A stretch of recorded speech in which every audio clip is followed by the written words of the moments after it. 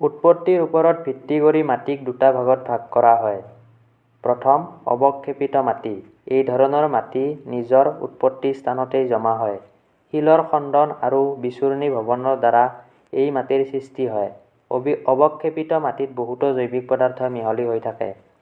দ্বিতীয়, পৰিবাহিত মাটি।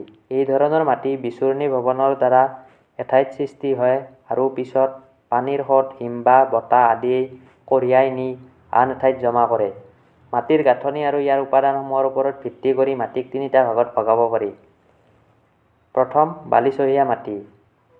যি মাটিত বালিৰ পৰিমাণ ৮০% অধিক হয় তেনে মাটিক বালিচহীয়া মাটি বোলে। এই মাটিৰ ক্ষুদ্ৰ কণিকাবোৰৰ আকাৰ ০.০৫ মিলিমিটাৰৰ পৰা ২.০ মিলিমিটাৰ পৰ্যন্ত হয়। মৰুভূমি অঞ্চলৰ মাটি এই ধৰণৰ।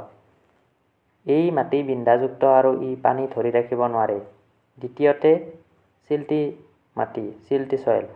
এই ধৰণৰ মাটিত বালি আৰু বোকাৰ পৰিমাণ প্ৰায় সমান ১:১ থাকে।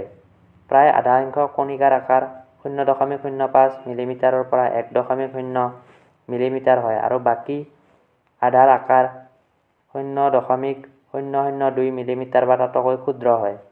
এই ধৰণৰ মাটিয়ে কিছু পৰিমাণৰ পানী ধৰি ৰাখিব পাৰে। এনে মাটি খেতিৰ বাবে উপযোগী। অনেকে ইয়াক পলসুৱা মাটি বোলে। তৃতীয়, আলতীয়া মাটি। এই ধৰণৰ মাটিত কণিকাবোৰ অতি ক্ষুদ্ৰ হয় আৰু ৬০%তকৈ অধিক অংশ বোকা হয়। এই মাটিয়ে বহু সময়লৈ পানী ধৰি ৰাখিব পাৰে আৰু ই বৰ আঠাযুক্ত হয়।